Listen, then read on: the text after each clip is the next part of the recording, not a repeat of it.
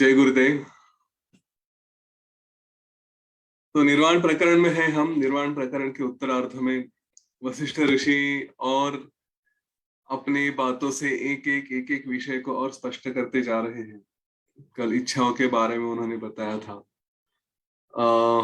उसके बाद वो विवेक के बारे में बता रहे हैं। आज हम सुनते हैं। यह विवेक थोड़ा समझ लेते हैं जब वो कुछ बता रहे हैं उस पे। तो विवेक का अर्थ ही है कि क्या उचित है क्या अनुचित है ये समझने की बुद्धि होना। वही कहते हैं विवेक बुद्धि। जैसे हंस होता है, वो जल से दूध में से केवल जिसमें पानी मिला होता है उसमें से केवल दूध ले लेता है। उसको नीर क्षीर विवेक भी कहते हैं। पानी और दूध इनमें से डिफरेंस निकाल के केवल दूध निकाल लेना। तो ये विवेक, यह गुण बहुत आवश्यक है हमारे जीवन में। और सही विवेक क्या है, तो सत्य क्या है और असत्य क्या है यह समझने की बुद्धि। अब हमने इसमें कभी पहले बात की थी लेकिन फिर भी दोहराना चाहूंगा कि हम जीवन में जिन भी ये सारी बातों को देखते हैं अपने आजू बाजू में होने वाली, और उसमें से हम अपने आप को फंसाते हैं, उसी पे जाके रिएक्ट करने लगते हैं और फिर अपना संतुलन खो देते हैं। ऐसी सारी स्थिति, वो व्यक्ति है, परिस्थिति है, वस्तु है, जो भी है, उसके तरफ देखकर यह अगर हम निर्णय कर सके कि यह सत्य है या असत्य है, तो वो विवेक बुद्धि है हमारी। इसलिए इस विषय पर विवेक चूड़ामणि जैसा ग्रंथ भी आया है कि जिसमें केवल किस बात का विवेक हो उसके ऊपर ही काफी सारी बातें, उसके ऊपर पूरा ग्रंथ का ग्रंथ बन चुका है। तो सत्य और असत्य क्या होता है, तो मैंने यहाँ पे योग वशिष्ठ में कभी इसके बारे में बात करी थी। वो फिर से छोटे से रूप में दोहराना चाहूंगा कि जो हमेशा के लिए स्थित है, जो आज भी दिखाई देता है, जो कल भी दिखाई देता है, और जो हमेशा रहेगा, जिसको कभी कोई इस तरह से चैलेंज नहीं कर सकता कि नहीं ये कभी था लेकिन आज नहीं है, तो ये आगे नहीं रहेगा, उसको हम कहेंगे वो सत्य है, जो परमानेंट है। ऐसा क्यों कहा जाता है? क्योंकि बाकी जो कुछ भी है वो भ्रम भी हो सकता है। किसी एक ने देखा, दूसरे ने नहीं देखा, तो उसको कैसे प्रूव करेंगे? सत्य मतलब कि उसको सिद्ध करना आना चाहिए कि है ये सचमुच था या ये सचमुच हो रहा है। तो ये कई बार हमारा भ्रम हो सकता है। जैसे योग वशिष्ठ में बार बार इसका उदाहरण दिया गया है कि अंधेरे में किसी रस्सी को देखा और लगा सांप है करके। तो फिर सांप है तो थोड़ी देर में रोशनी में पता चला कि नहीं, रस्सी है। तो जिस समय हम उसको देख रहे थे, पहले हमें सांप लग रहा था, तो उस वक्त वो सांप ही था हमारे लिए। तो उसको देखकर हम इस भ्रम में रह सकते हैं कि हाँ ये सांप है। अभी ये असत्य है, क्योंकि सत्य क्या है, तो थोड़ी देर बाद वह उसका दृश्य बदल गया। वैसे ही हम अपने डे टू डे लाइफ में कई बार ऐसी बातें देखते हैं कि जो हमें लगता है कि सत्य है, पर बाद में वह बदल जाती है, या हमारा दृष्टिकोण बदल जाता है, हम ही बदल जाते हैं, और इसलिए वो सारी बातें असत्य हो जाती हैं। तो यह सत्य और असत्य के उन्होंने ये एनालॉजी यहाँ तक लेकर गए हैं कि हम जो जीवन देख रहे हैं वो भी सपना हो सकता है, क्योंकि सपने में भी हम कुछ देखते हैं। और इसका मैंने एक सुंदर प्रश्न मेरा हमेशा रहा है, जिसका उत्तर मिलना कम से कम मेरे लिए तो भी मुश्किल हो गया कि अगर आज यहाँ पे बैठे हैं, सुबह के 8:15 बज चुके हैं, और 8:15 बजे आप योग वशिष्ठ का सत्र यहाँ पे बैठकर सुन रहे हैं, तो इसकी क्या गारंटी है कि ये आप सचमुच यहाँ पर बैठ के सुन रहे हैं? क्या ये नहीं हो सकता कि आप रात में ही सो रहे हैं और सोते सोते सपना देख रहे हैं और यह सारी बातें सुन रहे हैं? इन दोनों में से एग्जैक्टली कौन सा है? क्योंकि सारी फीलिंग जो सपने में आती है, या यहाँ पे हमें लगता है कि हम वास्तव में हैं, ये दोनों के दोनों अनुभव हमें सपने में भी आ जाते हैं। वहां पे भी हमें पसीना आता है, वहां पे भी हमें डर लगता है, हमारी हृदय की धड़कनें बढ़ जाती है, सब कुछ होता है, क्रोध आता है, सारी भावनाएं वहां पे भी सपने में भी आती है ना? तो अगर ऐसा है तो फिर क्या सत्य है और क्या सपना है? तो इसीलिए जो परमानेंट रहेगा वही सत्य, ऐसा यहाँ पे कहा गया है। और जो सत्य है उसको फिर समझे तो क्या सत्य है, तो वही जो शाश्वत है, जो देखने वाला है, जो दृष्टा है, वो सत्य है। एक क्षण तो ऐसा भी आता है फिर आगे जाके ज्ञान में कि जो है वो सत्य है, और इसमें ना फिर दृष्टा होता है ना देखने वाला है, क्योंकि दृष्टा मतलब अगर देखने वाला ऐसा कहा जाए तो उसके साथ साथ कोई और भी होता है। मैं देख रहा हूँ, मैं ही सब कुछ हूँ, तो कुछ देख रहा हूँ, क्या देख रहा हूँ, वो जो क्या आता है वो भी दूसरे का भाव आ जाता है उसमें। तो अपने आप को देख रहा हूँ ऐसा कहेंगे तो फिर वो समझ सकते हैं, लेकिन इसमें भी कोई तो एक है, यह भावना आती है। और एक वो स्थिति होती है जहाँ पे हम ये सारी कल्पना ही समाप्त हो जाती है, सारी शब्द भी चले जाते हैं।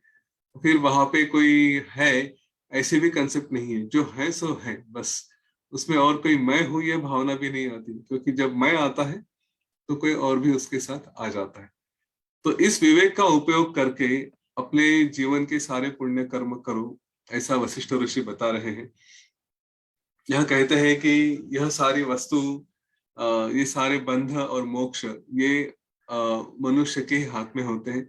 मन में आना लेकर आए तो बद्ध हो जाते हैं, मन में आया तो मुक्त भी हो सकते हैं। और ये जो दुख, जिसको दुख दुख कह रहे हैं, वो सारे झूठ है, असत्य है। और उसी की शांति करना मतलब ही मोक्ष का स्वरूप है। और केवल विवेक से ही वह सिद्धि हो सकती है। विवेक अगर लेकर आए तो अपने आप दुखों का उपशम हो जाएगा, क्योंकि दुख नाम की कोई बात रहेगी ही नहीं। अपने मोक्ष के लिए बाकी कोई भी कार्य, कोई भी मित्र, कोई भी परिस्थिति यह हमें मदद नहीं कर सकती, केवल विवेक से ही वो हो सकती है। हम जो भी बाकी कार्य करेंगे, चाहे वो पूजा रहे, चाहे तप रहे, तीर्थ यात्रा रहे, कुछ भी रहे, लेकिन उसमें अगर विवेक नहीं है तो उसका कोई उपयोग नहीं, उसका कोई फायदा नहीं। वो थोड़ा क्षणिक कुछ फल देंगे उसके और फिर चले जाएंगे। लेकिन वही सारे विवेक के साथ के, और इसीलिए आज जो संकल्प की बात कर रहे थे हम लोग, वह भी कि मैं कुछ कर रहा हूं उसमें अगर विवेक रहा, जो मेरा संकल्प है, जो मेरी इच्छा है, तो फिर वो सारी कार्य, आपकी इच्छाएं सफल हो जाती है। और इसीलिए अगर ऐसा है तो फिर विवेक को अपने साथ क्यों ना रखें, विवेक का अनुभव हमेशा करें, विवेक का उपयोग करें यहाँ पे। तो बता रहे हैं कि ये जो सारा ज्ञान है, ये ज्ञान एक बार आत्मा का ज्ञान हमें मिल जाता है, हमारा मन शांत हो जाता है, तो फिर विवेक का उदय होता है। और उस विवेक का उपयोग करके सारे प्रयत्न करें, और इस तरह से योग और सिद्धियों से, सिद्धि यानी अपने साधन के मार्ग से उस विवेक को स्ट्रांग बनाएं, ताकि जीवन में फिर जब भी, क्योंकि हम अभी निर्माण होकर आगे की तरफ जा रहे हैं, तो कार्य तो करने हैं लेकिन मन की स्थिति शांत रखनी है। तो यहाँ पे यह बात आवश्यक हो जाती है कि जो भी कार्य करेंगे वहां पे विवेक का उपयोग अवश्य करना है। जीवन जो भी, एक शरीर के स्तर पे भी हम कुछ कार्य करेंगे तो कभी उस विवेक को छूटने नहीं देना। यही यहाँ पे इस विवेक के ऊपर स्ट्रेस दिया गया है, इसी का उपयोग करने के लिए बार बार कहा गया है। तो बता रहे हैं कि इस विवेक का उपयोग करके अपना जो आत्मा है, आत्मरूप परमेश्वर है, उसी की पूजा करें। और सारी पूजा एक गौण है, ऐसा नहीं कि वो नहीं करनी चाहिए। मैं बार बार आपको सचेत करना चाहूंगा, आपके मन की स्थिति जो है उस स्थिति से करें। कुछ लोगों को यहाँ तक पहुंचना, अचानक से उठकर अपने आप में विचार करना, अभ्यास करना, ये थोड़ा कठिन हो सकता है। पर वही सामने मूर्त रूप भगवान देखा, जो शिव जी की पिंड है, गोपाल कृष्ण है, ठाकुर जी कहते हैं, या फिर हम किसी देवी की मूर्ति देखते हैं, उसका दर्शन करके भी प्रसन्नता होती है, तो वह भी अच्छा ही है। जहां तक हमारे मन के ऊपर शुद्धि हो रही है, उसके संस्कार हो रहे हैं, चित्त शांत होने में जो जो भी कार्य कर मदद कर रहे हैं, उसका, उन सारे सात्विक मार्गों का उपयोग करें। और उस समय अपने आप को यह प्रश्न अवश्य पूछते जाए कि ये है, इससे आनंद मिल रहा है, करूंगा, पर बार बार यही बातें सामने होगी ऐसा भी नहीं है। तो हम कहीं और है, बाहर है, ऑफिस में है, वहां पे भी कभी असुविधा होती है, तो तुरंत हम घर की ठाकुर जी की मूर्ति या शिव जी का लिंग सामने लेकर नहीं आ सकते, पर मन ही मन उनका विचार कर सकते हैं। तो अगर मन में उनका ही विचार कर सकते हैं, उनका रूप का विचार कर सकते हैं, तो फिर साथ में हम उस आत्म रूप का भी विचार कर सकते हैं। तो ये सारा ज्ञान डेवलप होते जाएगा। इसलिए किसी बात को छोड़ना यह नहीं है, वो साथ में रखे, उसका उचित आदर भी करें, उसके साथ रहें। पर आगे आगे बढ़ते जाए। ये हमें सारी बातों को छोड़कर आगे बढ़ना नहीं है, क्योंकि पता नहीं कभी वापस फिर से यहाँ तक आना पड़ सकता है। ज्ञान की स्थिति बदलती रह सकती है, आगे बढ़ेंगे बढ़ेंगे, पर कभी कभी संसार में फंस जाते हैं तो फिर लगता है कि नहीं, थोड़ी भगवान की सहायता लेनी चाहिए, तो ले, उसमें कोई भी गलत नहीं है। हाँ, योग वशिष्ठ से ये मैसेज कभी मत लेना कि ये सब पूजा वगैरह फालतू है, अभी इसको नहीं करना है। ऐसा नहीं है। हम अपने गुरु को फॉलो करें। गुरु अगर करते हैं, आज अभी तो ये चालू है सब, श्रावण में तो रुद्र पूजा तो होती है, तो हम उनका ही अनुसरण करें, वो जैसे कर रहे हैं वैसा ही हम करें। बस बाद में ज्ञान के स्तर पे अपने आप को उठाते रहे। तो वशिष्ठ जी बता रहे हैं कि जब तक यह विवेक करने का सामर्थ्य नहीं आया, तब तक फिर परमेश्वर की उपासना करते रहे। अब कौन परमेश्वर? तो जहां तक हो सके आत्मा रूप ही परमेश्वर है, उसी की साधना करें। उस पदार्थ में हमें जो जो भी प्राप्त होता है, उस पूजा में जो जो भी प्राप्त होता है पूजा करने के लिए, वही उनको समर्पित करते जाए। जो जो भी हमें मिलेगा वो भी उनको समर्पित करें। इसका अर्थ है जो भी फल मिलेंगे उसके, जो चाहे सुखद हो दुखद हो, वो सभी के सभी फल उसी परमेश्वर को समर्पित करते जाए। उससे जो विवेक से जो पूजा जाता है परमेश्वर, इसी के बारे में अभी बता रहा था, तो वह परमेश्वर हमेशा हमारे ऊपर प्रसन्न रहता है। वो फिर मोक्ष के फल हमें दे देता है। जहां पे यह विश्वास हो गया कि आत्मा यही परमेश्वर है, तो फिर बाकी परमेश्वर का हमें आश्रय करने की आवश्यकता नहीं है, ऐसा यहाँ पे बता रहे हैं। लेकिन फिर भी इस बात का ध्यान रहे कि अगर आश्रय करने का समय आ गया, ऐसा लगा कि नहीं मेरी शिव जी पे ज्यादा भक्ति है, वो मुझे कुछ देंगे, तो उसमें कभी हिचकिचाना नहीं, सरेंडर कर देना, शरण चले जाना। ठीक है, ये सारे उसी अनंत रूप परमेश्वर के ही रूप हैं, उसी का सब कुछ है।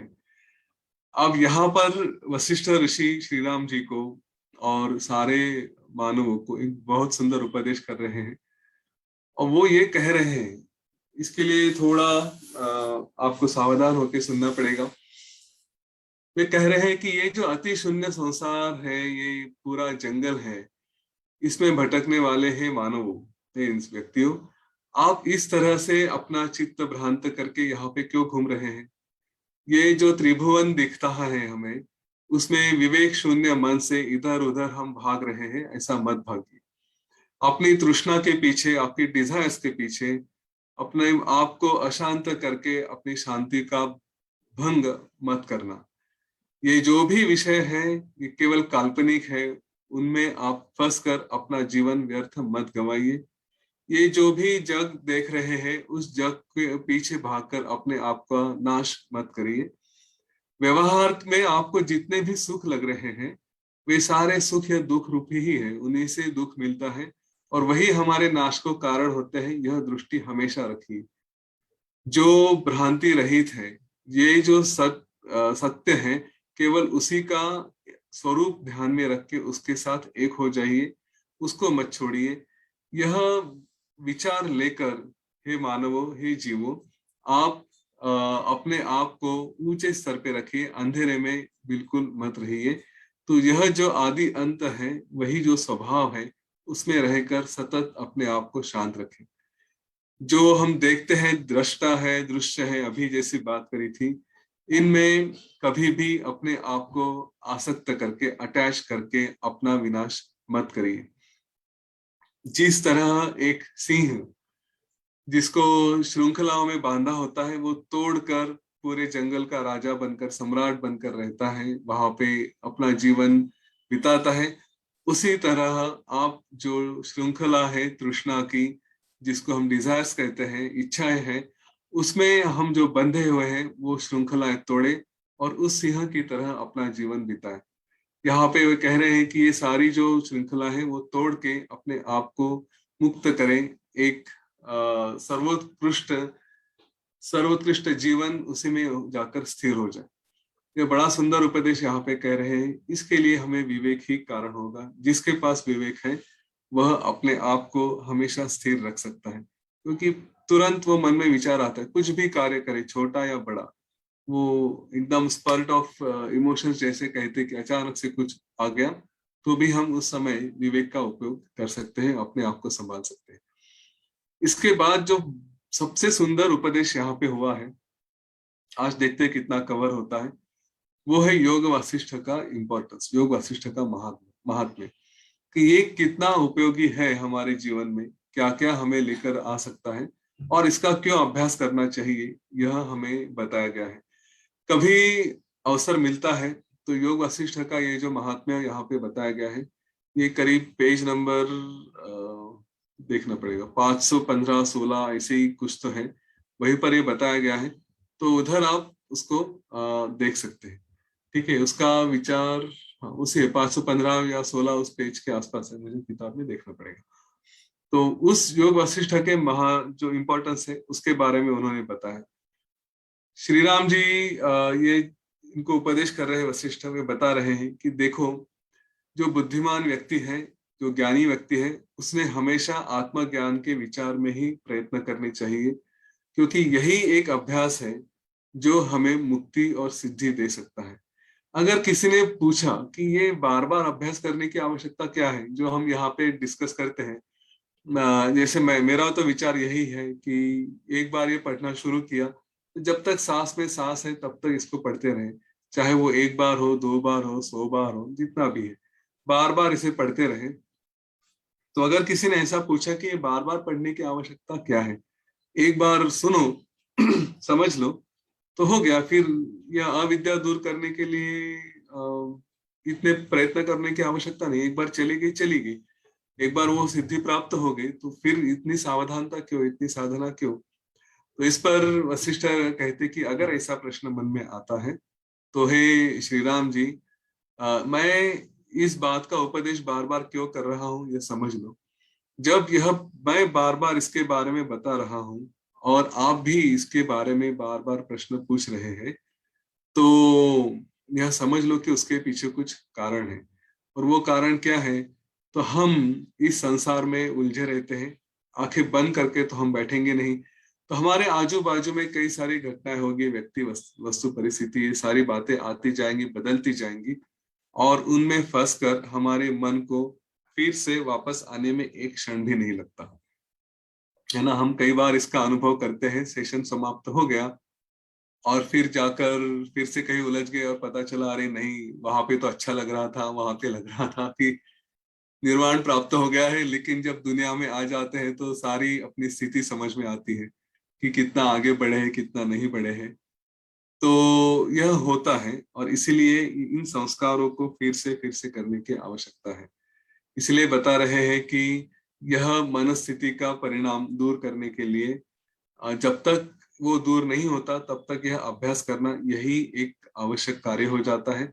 ज्यादा से ज्यादा समय इसी में दे तो फिर आत्मज्ञान का ही अभ्यास करें। अगर मन में प्रश्न आता है कि कौन सा ग्रंथ पढ़े कि जिससे हमें आत्मज्ञान प्राप्त हो, जिससे हमारे ये संस्कार दूर हो, तो कहते हैं कि जो श्रद्धाशील है, जो मेहनती है, ऐसे व्यक्ति ने अपना जीवन बिना बिना कारण, किसी साधारण कारणों में व्यतीत किए बगैर, बार बार श्रवण करके, सेवा करके और नियम पकड़ के इस योग वासिष्ठ महारामायण का ही अभ्यास हर रोज करना चाहिए। यह ग्रंथ हमें इहलोक में और परलोक में दोनों तरह ये हमारे लिए हितकारक है। इसी से हमारा जीवन उचित हो जाएगा। अगर इसको केवल शब्दों से समझना है ऐसा लगता है तो उसका विस्मरण भी हो सकता है। हमारे मन में जो भी काम क्रोध है, हमारी सारी वासनाएं हैं, इसलिए ये केवल तुरंत स्थिर होता है ऐसी बात नहीं है। और अगर कोई ऐसा कहे कि मुझे थोड़ा सा ज्ञान हो गया और फिर इसलिए कोई आत्मा है या नहीं है, तो इसका वर्णन ये जो भी किया जा रहा है ये सत्य है या नहीं है, सत्य है या नहीं है, ऐसे अगर प्रश्न कोई आता है तो उससे हमारे मन में केवल दोष ही निर्माण होते हैं और यह सारे दोष नष्ट हुए बगैर वो ज्ञान स्थिर नहीं हो पाएगा। इसीलिए इसका अभ्यास करते वक्त जो आप कर रहे हैं कि अपने वैयक्तिक स्तर पे तो अभ्यास अवश्य करना चाहिए, एक साथ अपने ही लेवल पे जितना हो सके उतना अभ्यास अवश्य करना चाहिए। और इसके साथ साथ हमारे जैसे जो अभ्यास करने वाले हैं उनको भी इकट्ठा लेकर, उनके साथ बैठकर एक दूसरे के अनुभव एक दूसरे को बताते हुए अपने आप को और एक दूसरों को प्रेरणा देनी चाहिए, उनको प्रोत्साहन देना चाहिए, ताकि यह ज्ञान आगे बढ़ सके और उससे यह ज्ञान दृढ़ होता जाए। सत्संग का यहाँ पे बहुत महत्व बताया गया है। हम लोग ऑलरेडी उस मार्ग पे हैं। हम लोग ने यह बात समझ चुके हैं कि योग वशिष्ठ का अभ्यास या ऐसे ग्रंथों का अभ्यास यह केवल अकेले ही करना ऐसा आवश्यक नहीं है। अपने आप में करें, कोई भी पढ़ाई होती है, पर कभी कभी ये हो जाता है कि हम ढीले पड़ जाते हैं। तो अगर ग्रुप रहा तो ग्रुप से थोड़ा एक इंस्पिरेशन मिलता है, मोटिवेशन मिलता है, एक साथ पढ़ने की प्रेरणा होती है। तो कोई पीछे पड़ गया तो उसको भी साथ में लेकर जाए। यहाँ पे जो बात पुस्तक में नहीं बताई गई है, लेकिन मैं अपने आप से एक आह्वान करना चाहूंगा कि हम जब यह पढ़ रहे हैं, हमने जब योग वशिष्ठ पढ़ने का संकल्प लिया है, तो दो बातें हो सकती है। एक तो आप आगे निकल गए या फिर आप पीछे पड़ गए। अब जो पीछे पड़ गए हैं उन्हें फिर मन में आता है कि अभी अपने ग्रुप में जाऊं तो ये लोग कुछ आगे की बात कर रहे हैं और मैं पीछे पड़ गया हूं, तो मुझे फिर मेरा ज्ञान अभी उनके साथ मैं रिलेट नहीं कर पाऊंगा। तो फिर चलो छोड़ देते हैं, मैं अपने आप से जैसे जमेगा, जैसे हो सकेगा उस तरह से प्रयत्न करूंगा। ये कभी मत करना, ठीक है? आप चाहे कितने भी पीछे पड़े हैं, ग्रुप में अवश्य आए। ग्रुप वाले अगर आगे की बात कर रहे हैं, अगले विषयों पे बात चर्चा कर रहे हैं, तो भी कोई समस्या नहीं है, आप उनको सुने। योग वासिष्ठ हमें एक जगह जो ज्ञान दिया गया है, वही ज्ञान हर जगह आगे भी उपयोग में आता है। तो इसमें कोई समस्या नहीं, कोई दुविधा नहीं कि आज आप अगर मोक्ष के चार द्वारपाल पढ़ रहे हैं और कोई आपका साथी लवण राजा की कहानी सुन रहे हैं या करकटी की कहानी सुन रहे हैं, तो वो कहानी आपको समझ में नहीं आएगी, ऐसी बात नहीं है। वहां पे जो ज्ञान की चर्चा हो रही है वो भी आपको समझ में नहीं आएगा, ऐसा भी नहीं है। योग वशिष्ठ की सुंदरता यह है कि आप कोई भी पन्ना खोले, किसी भी बात को पढ़ना शुरू करें, उसके लिए कोई भी पूर्व भूमि का कोई बैकग्राउंड होना आवश्यक नहीं होता। जो उस समय आपके सामने आया है, आप उसको पढ़ सकते हैं और समझ भी सकते हैं। उसके लिए कोई मुझे ये मालूम होना चाहिए, वो मालूम होना चाहिए, ऐसी कोई बैकग्राउंड नहीं है। हाँ, आप कॉन्टेक्स्ट में फंसना चाहोगे कि अरे ये कहानी बता रहे हैं, लेकिन ये कहानी किसने शुरू की थी, उसके पहले किसने शुरू की थी। तो मैंने पहले भी कहा है कि कहानियों में टाइटल्स, कैरेक्टर्स को, इसका बैकग्राउंड क्या है, इसमें ना उलझे। आपके सामने कहानियां में भी अगर रही, कोई व्यक्ति रहे, तो भी वो पात्र, वो कैरेक्टर्स एक दूसरे के साथ जो बात कर रहे हैं, वो केवल ज्ञान की बात करते हैं और हमें उस ज्ञान के ऊपर ध्यान देना है। मुझे चुड़ाला बता रही है कि शिखिध्वज बता रहा है या कोई लवण राजा बता रहा है, इससे कुछ भी लेन देन नहीं है। अभी थोड़ा अगर इतना विवेक और इतनी सजगता आ चुकी होगी कि ये केवल नाम, ये पात्र, ये सारी कहानियां हमारे बोध के लिए, जो साधारण व्यक्ति है उसका इंटरेस्ट बढ़ाने के लिए ये किए गए हैं। वरना तो हर जगह वशिष्ठ है और हर जगह राम है, प्रश्न पूछने वाले राम है और उत्तर देने वाले वशिष्ठ है, ठीक है? और थोड़ा इसको अगर आगे लेकर जाए तो हर जगह वशिष्ठ है और हर जगह हम हैं, ठीक है? क्योंकि श्री राम जी हमारा ही प्रतिनिधित्व कर रहे हैं। हम प्रश्न पूछ रहे हैं और वशिष्ठ उसका उत्तर दे रहे हैं। इस बात से देखें तो फिर आप किसी भी दिन किसी भी ग्रुप में चले जाए, वहां पे जो भी चर्चा हो रही है उसमें आप भाग लें और उस विषय को समझ लें। यह नहीं होगा कि आपने पीछे रहे हैं इसलिए छोड़ देना, यह गलती कभी मत करना। आपको यह माया हर तरह से फंसा सकेगी। आपका मन आपको हर तरह से कंफ्यूज करेगा कि अरे नहीं, दो चैप्टर छूट चुके हैं, अभी छोड़ दो, दो पन्ने रह चुके हैं, छोड़ दो, ये करो वो करो। केवल एक बात, सांस चल रही है, योग वशिष्ठ पढ़ना है, इससे और आगे कुछ नहीं। जब तक सांस रुकती नहीं तब तक ये पढ़ना है, और तब तक ये आपको अपना संकल्प दृढ़ करें, इन अपने ग्रुप में आते जाए, वो भी अच्छी बात रहेगी। अकेले कभी कभी ढीले पड़ जाते हैं, ग्रुप रहा तो थोड़ी प्रेरणा आएगी, मोटिवेशन रहेगा, नॉलेज के टच में रहेंगे, सत्संग होता रहेगा। यह पहली बात बता रहा था। दूसरी बात यह है कि आप आगे चले गए और फिर आपका कोई ग्रुप मेंबर है जो पीछे पड़ गया। अब वो आया और उसने आपको पीछे के बारे में प्रश्न पूछना शुरू कर दिया कि चलो हम तो फिर से लवण राजा की कहानी या चित्ताख्यान पढ़ रहे हैं, और ये कोई आ गया जो हमसे 4 दिन नहीं आ पाया था या कुछ हो गया था, और अभी जाके हमको वो मोक्ष के 4 द्वारपाल के बारे में प्रश्न पूछ रहा है। तो अगर यह स्थिति है तो संगच्छध्वम, हाँ, हमें उसको साथ लेकर जाना है। उसमें फिर से चर्चा करने में हमें आनंद आना चाहिए। जो भी ज्ञान में आगे बढ़ते हैं वो कभी भी अपने से जो पीछे हैं उनको डंप नहीं करते, उनको छोड़ नहीं देते। हाँ, वो उनको साथ लेकर जाते हैं। उन्हें बड़ा आनंद होता है कि चलो हम कुछ विषय पे चर्चा कर रहे हैं। मैं आपको सचेत करना चाहूंगा, आगे बढ़कर योग वशिष्ठ खत्म करना यह हमारा गोल नहीं है। इस बात का ध्यान रहे। सबको साथ लेकर जाना, सबका साथ सबका विकास, यह हमारा गोल है। तो हम थोड़ा आगे बढ़ चुके हैं और पीछे से कोई हमें पीछे खींच रहा है, कुछ प्रश्न पूछ रहा है, तो बिना क्रोध किए, बिना संताप किए, उल्टा आनंद में आकर के चलो, और एक जीव इस मार्ग पे आगे बढ़ना चाहता है, हमारे द्वारा उसके जीवन में थोड़ा सा कुछ जो भी प्रकाश पड़े उसको हम कुछ मदद करें, तो इसका आनंद, ये अति आनंद होता है। उसका अनुभव ले, उसको मदद करें। मुझे योग वशिष्ठ खत्म करने की कोई जल्दी नहीं है, यह अपने आप को बताए। वरना ये आ गया, अभी मैं 20 पन्ने तक आया था, अब ये 5वें पन्ने पे लेकर जा रहा है, आगे के और पन्ने पढ़ रहे हैं, तो फिर कब होंगे खत्म। ये जो अगर ऐसा फीवरिशनेस रहा तो वो उचित नहीं है। ठीक है, हमें सबको साथ लेकर जाना है। वो फ्यूरिशनेस छोड़ देखिए, खत्म करना ही ये बात नहीं, क्योंकि खत्म करके कुछ अचीव नहीं होगा। फिर से आपको जीरो से शुरू करना पड़ेगा। वो करना आवश्यक है। जब तक सांस है तब तक हम इसको पढ़ते रहेंगे। वरना केवल खत्म करने का है, खत्म करने का है, इतने पन्ने पढ़ो, उतने पन्ने पढ़ो, और फिर क्योंकि जो फ्यूरिशनेस रहेगा तो बाधाएं आएगी, तो फिर हमारी चिड़चिड़ हो जाएगी। और योग वशिष्ठ पढ़ने का जो मूल उद्देश्य है, अपने आप को शांत करना, कितनी भी विपरीत परिस्थिति आए उसमें अपने आप को स्थिर रखना, तो वह सारा उद्देश्य हमारा चला जाएगा।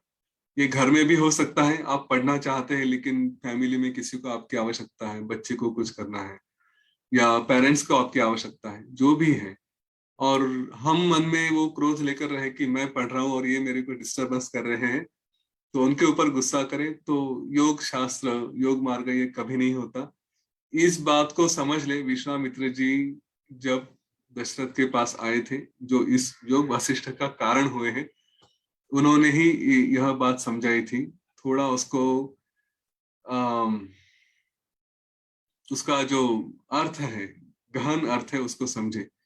विश्वामित्र जी यज्ञ यज्ञ कर रहे थे, याग कर रहे थे, और उन्हें राक्षस बाधा दे रहे थे, और उन्होंने कहा था कि मैं तो एक साधु हूँ, सन्यासी हूँ, मैं योग में हूँ, योग के मार्ग पे चल रहा हूँ, और याग्निक हूँ, यज्ञ करने वाला हूँ। और उस समय क्रोध होकर मैं, यह मुझे कभी शोभा नहीं देगा कि मैं राक्षसों को शाप दूं या उनको कुछ नष्ट करूं, क्योंकि फिर मेरी सारी शक्ति चली जाएगी।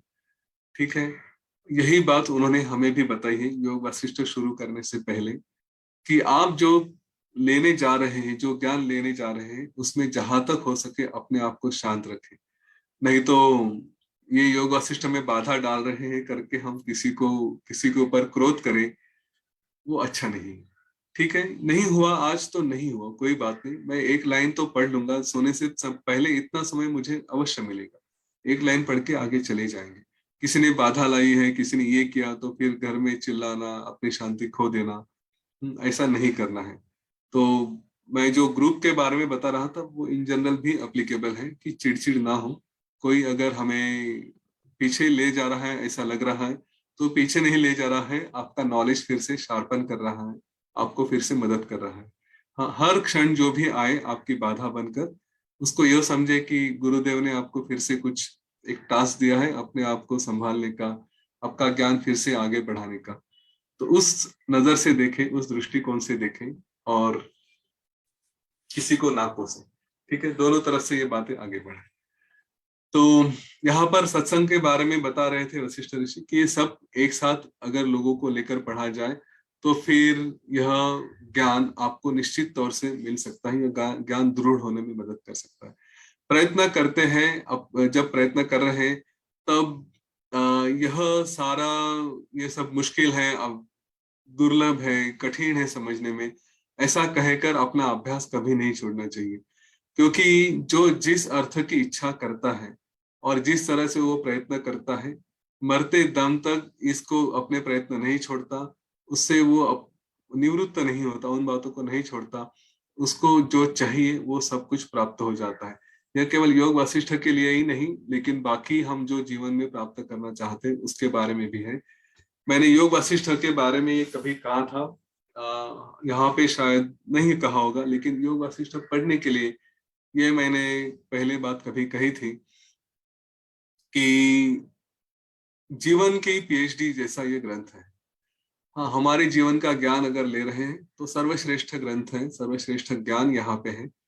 और इस ज्ञान को प्राप्त करने के लिए ये इतने आसानी से होगा ऐसा समझकर चलना यह थोड़ा अनुचित है। प्रयत्न करने पड़ेंगे यह, क्योंकि इस 725 करोड़ लोग हैं इस धरती पे, और रोज कितने लोग मरते हैं, कितने लोग आते हैं, तो उस तरह से अगर देखा जाए, वो डेल्टा भी कंसिडर किया जाए, तो कई कई हजारों करोड़ लोग हैं कि जो यहाँ पे आते जाते हैं, लेकिन सबके जीवन में योग वासिष्ठ नहीं आता। तो हमारे जीवन में अगर आया है तो कोई श्रेष्ठ बात है, पर उसको प्रयत्न भी करने पड़ेंगे, और वो प्रयत्न साधारण नहीं।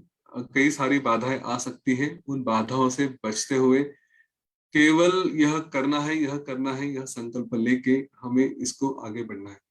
तो जैसे हम अपने जीवन में इंजीनियरिंग कर रहे हैं या किसी और विषय में डिग्री कर रहे हैं, तो उसके लिए अभ्यास करना पड़ता है, छोड़ के नहीं चलता। मुझे नहीं समझ रहा है इसलिए वो विषय हम नहीं छोड़ते, हम सब विषयों में जाके जैसा जैसा जितना जितना समझेगा उतने उतने प्रयत्न हम करते हैं। नहीं तो आज हम सारे विषयों में 100% मार्क लेके परीक्षा पास हो चुके होते, लेकिन हमने पहले भी किया है, नहीं समझा तो छोड़ दो, दूसरे से बातें करो। कोई मिला समझाने वाला तो ठीक है, नहीं मिला तो चलो आगे बढ़ते हैं, जो समझेगा वो करते हैं। तो ये सिलेबस है, जितना समझेगा उतना करिए, बाकी दूसरों से पूछते जाइए, मिला तो ठीक, नहीं तो कभी ना कभी उसका उत्तर मिल जाएगा, आगे बढ़ जाएंगे। ठीक है, इसीलिए वशिष्ठ ऋषि बता रहे हैं कि यह सारी जो मर्यादा होती है हमारे जीवन की, संसार की, उसमें वो समझकर इस शास्त्र का अभ्यास करके अपने आप को सुख प्राप्त कराएं। यह आत्मज्ञान देने वाला यही एक ग्रंथ है, और इसी के अभ्यास से हमें मुक्ति मिल सकती है। वो बता रहे हैं कि जो हमारी मन की नदी है, जो विवेक और अविवेक की तरफ भागती रहती है, तो उसको विवेक के द्वारा, उसको इस अभ्यास से, अध्यात्म शास्त्र के अभ्यास से ही उसको अपने तरफ लेकर आए। उसका अभ्यास ही हमें जीवन में आगे बढ़ा सकता है। इसके सिवा विवेक का और कोई ग्रंथ कभी भी मिला नहीं है, और इसके सिवा और कोई उत्तम साधन भी कभी आगे मिलने की संभावना नहीं है। इस सारे क्रिएशन में अगर कोई है तो योग वासिष्ठ ही ग्रंथ है, कि जो आपको विवेक जागृत करेगा, और हमारे संसार के सारे दुख, सारे श्रम, इनको दूर करेगा। जैसे किसी वर और या आशीर्वाद या शाप का फल मिलने के लिए या उसका परिणाम देखने के लिए समय लग सकता है, लेकिन तत्व ज्ञान का फल मिलने के लिए देर नहीं होती। तत्व ज्ञान का फल हमें तुरंत मिलना शुरू हो जाता है। इसलिए इस अभ्यास को ना छोड़े। मैं अपने अनुभव से कहूंगा, योग वशिष्ठ से जो हमें शांति मिलती है वो कहीं और नहीं मिल सकती। मन चित्त स्थिर रहेगा, विवेक जागरूक होगा, और आज नहीं तो कल इसके परिणाम सुंदर तरह से दिखने शुरू हो जाते हैं। हम में से काफी लोग उसके अनुभव ले रहे हैं, परिणाम उनको तुरंत दिखाई दे रहे हैं। कितना महान ग्रंथ है, और इसी में हम अपना जीवन बिताए, अच्छा रहेगा। कुछ नहीं तो रोज थोड़े थोड़े ही पढ़ते जाए, जितना हो सके उतना पढ़े। आज यहाँ पे इस महात्मा के साथ रुकते हैं, हम बाकी बातें फिर कल करेंगे। कल भी वशिष्ठ ऋषि का बड़ा सुंदर उपदेश है, वो भी हम देखेंगे, पर विवेक और सारी बातों के बारे में उन्होंने आगे कंटिन्यू किया है। आज थोड़ा समय देते हैं प्रश्नोत्तर के लिए, कुछ है तो उसके ऊपर डिस्कस करेंगे। जय गुरुदेव।